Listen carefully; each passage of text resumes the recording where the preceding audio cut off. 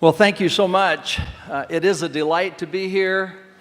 Jeff Olson, our Senior Vice President of Academics, Michelle Taylor, a good friend, Vice President of University Student Affairs, our wonderful Dean, Norm Wright, Bill Neal, our extraordinary administration that we have, the administrators for this program, for our faculty, our honored guests that are with us today, but especially you, our graduates. We congratulate you.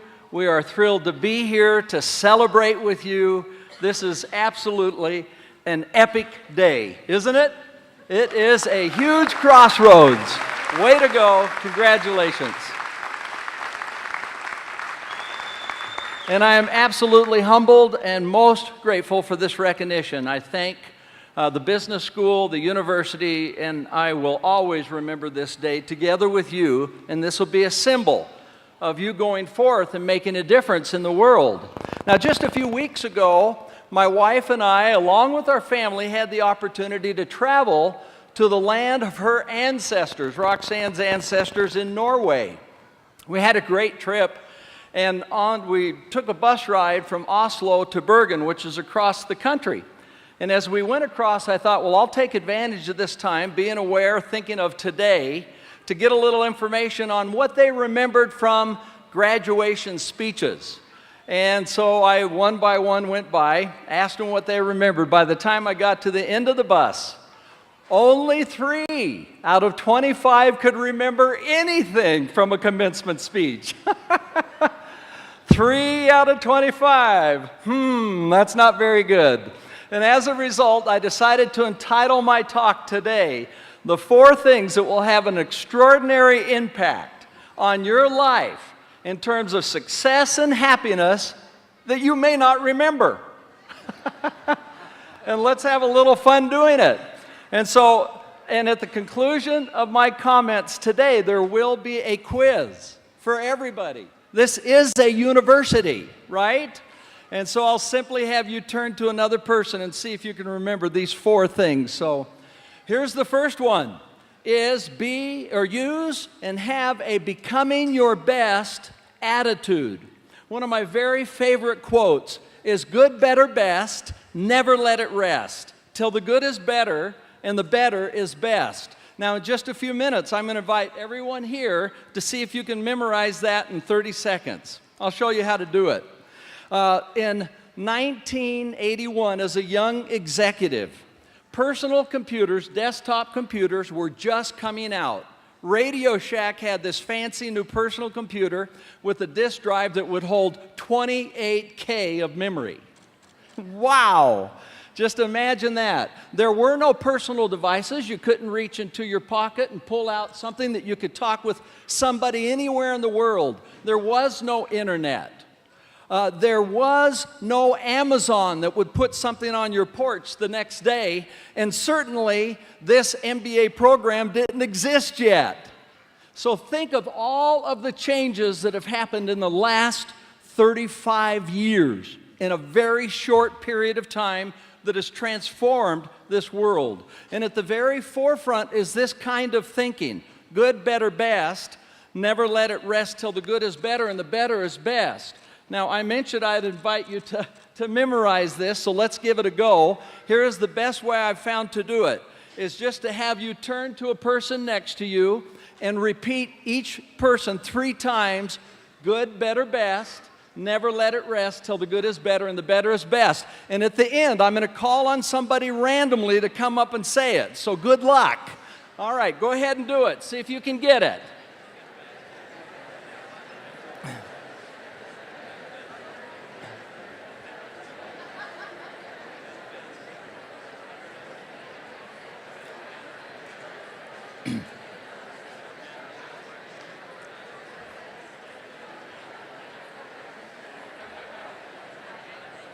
Okay, let's see how we did. All right, well, let's see. Who shall I pick on? Today, I think I'll pick on Dean Norm Wright. Wake up. You know what? Actually, this is a setup. Steve alerted me that this may happen and said you have fair warning, so you better get it right. And I said, not a chance. I'm going to try to memorize it with everybody else. So here goes. If I mess it up, you're going to have to help me. You ready? Good, better, best. Never let it rest until the good is better and the better best.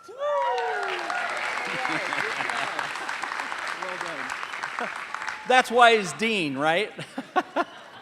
An interesting study came out that said that 43% of college graduates will never read another book after they graduate. Now, the counterpoint to that is we had a couple of sons that went to the United States Air Force Academy.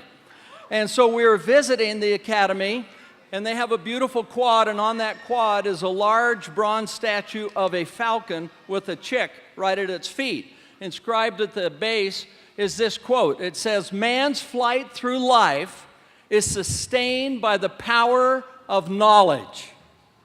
And so there you have it. Which one will you be? Will you be in the 49%, or will you be in the camp that your flight through life is sustained by the power of your knowledge? It's this relentless effort to gain knowledge, to read. Leaders, and especially great leaders, are readers, and they continue this pursuit on personal development. And I hope that this is one of the things that each one of you will do, is be determined to be the best among the very best at whatever you choose to do. And so it's this mindset that helps you do that. This is a unique style of leadership, this becoming your best attitude. It is a can-do attitude. It is accomplishing the seemingly impossible. As a matter of fact, the dean talked about one of the things that we did, or alluded to it, is we helped to establish an endowed scholarship here in this MBA program. It was in the memory of one of my mentors, Gardner Russell. Gardner was a certified international consultant, and on his card it said, "Accomplishing the seemingly impossible." Wow, that is having this kind of an attitude. So that's number one. Number one is have a becoming your best attitude. Number two is, this is for every one of us, is to be a light.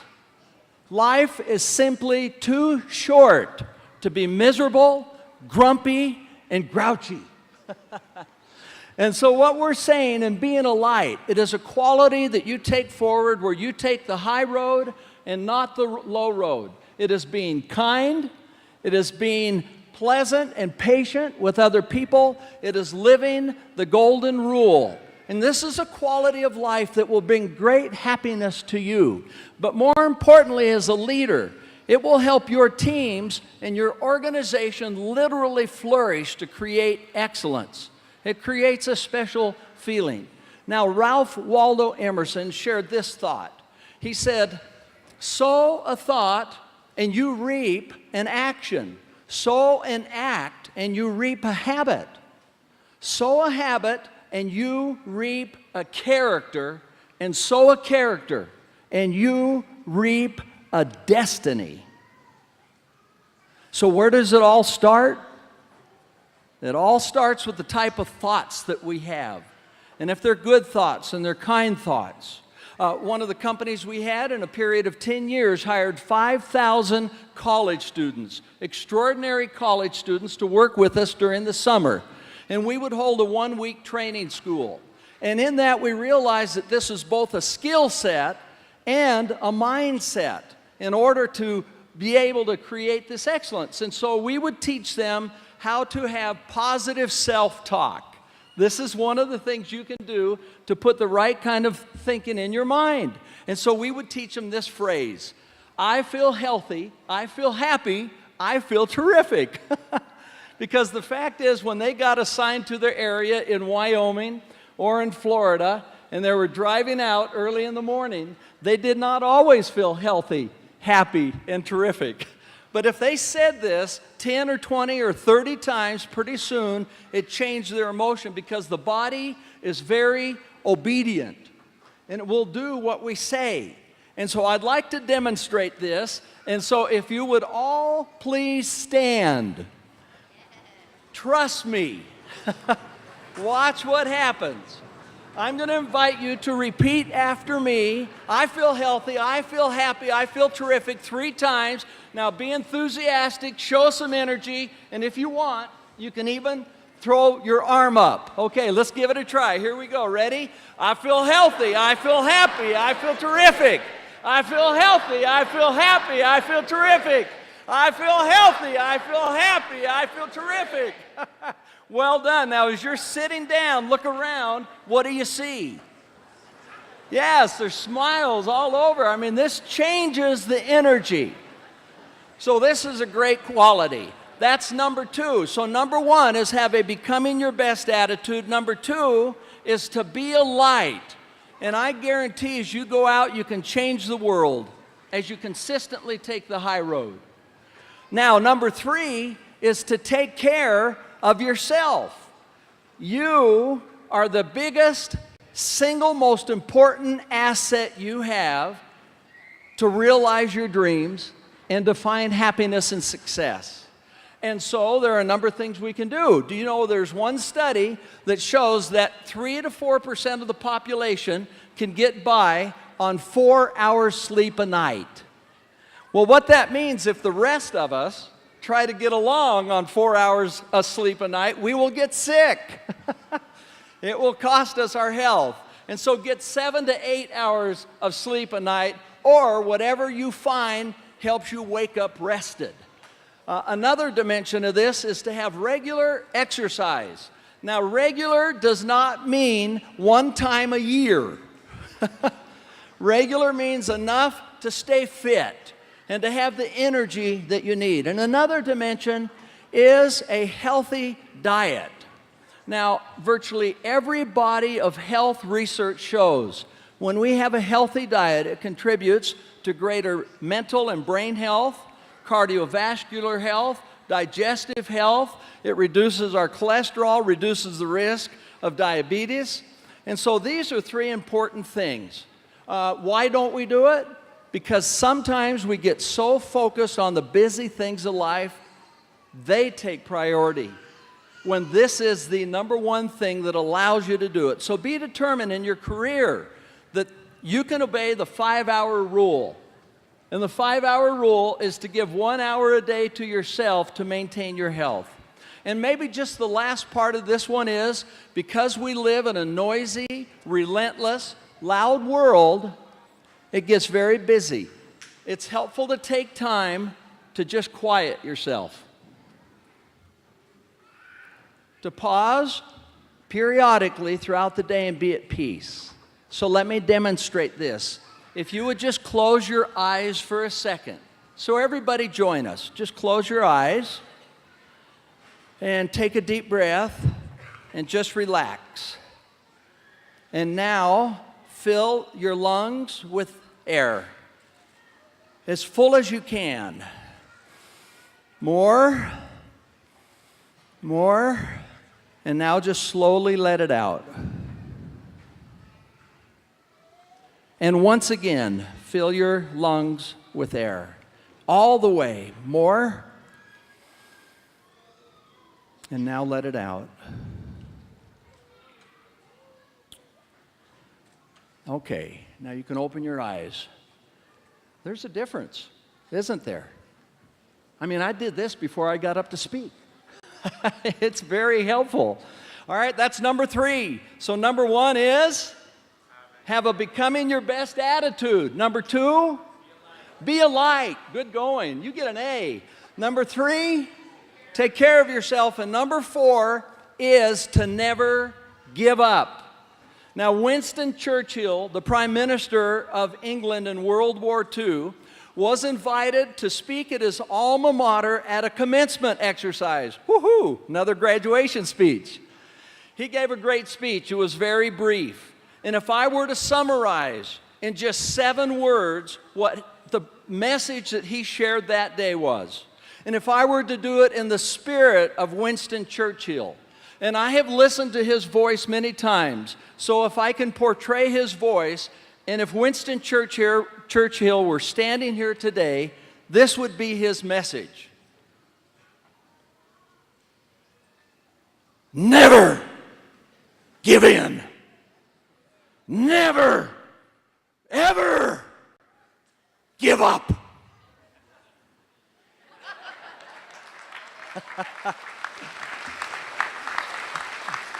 The crowd was stunned when he said that. There was quiet, and then they erupted into an applause with a standing ovation when they understood the power of this message. Just a few weeks later, he delivered a message to his entire country and to the world as they had endured this bombardment from the enemy that was so discouraging, and the war was starting to turn, and he said, "We will never give in. We will fight them on the beaches. We will fight them in the fields with our pitchforks, but we will never give up." And it was this steely determination with this terrible time that turned the tide of the war. Every single one of us will have setbacks. We'll have discouragements. We'll have failures. Part of the research I've done over 40 years in interviewing over 150 CEOs, business owners, is they experience 4 major failures in their career. They also experienced 7 major successes.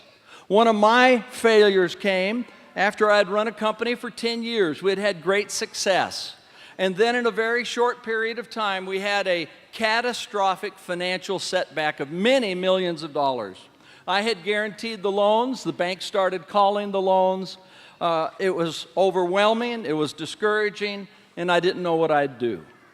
I had 2 choices. One is to take it on and face it head on and try to resolve it. The other is to lay there and quit, to walk away, to go away. I decided to take it on. Little did I realize it would take me 7 years, 7 long years, to satisfy every obligation. In the middle of that time, I remember I got up many nights at 2 and 3 a.m. trying to figure it out. How would I make payroll in a few days of $40,000 or $50,000, not knowing where the money would come from? And one of those nights I knelt down and I prayed. And I said, "Heavenly Father, I don't know the answers. I'm at the end of my rope. I don't know how to solve this. And I'm willing to work as hard as I can, but I don't know where it's going to end up. And so I give my life to Thee. And wherever I end up, I'll end up." At that moment, a peace came over my soul, and it has never left since. I knew that things would work out. Things will work out. The dark will turn light, and things will be okay. I had no idea to understand at the end of that 7 years that I'd be a vastly changed person. That things could end up as they have 100 times better than where I was when we started. And this is the way it goes. So these are the 4 things I'd like to just share with you today that you may forget. And so if you'll now turn to a partner, see if you can remember the 4 things we've covered today. I'll just review them to give you a heads up. That is to have a becoming your best attitude, to be a light wherever you go in the world, to take care of yourself, and to never give up. Okay, give it a shot.